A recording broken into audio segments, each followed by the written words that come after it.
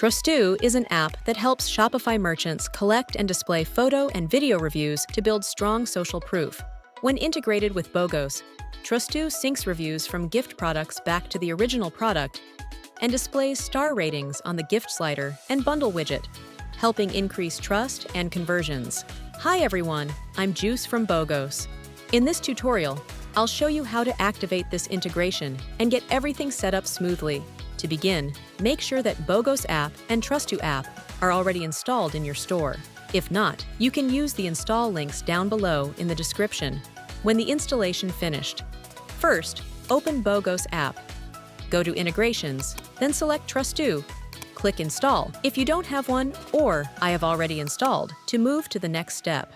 On this page, you'll need to enter your public token and private token from Trustoo. To find them, open Trustoo app, go to the Settings, click to API.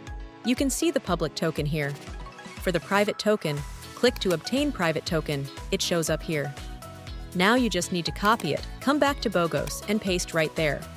Once the tokens are added, turn on the toggle to activate the Trustoo integration. Now you'll see two options.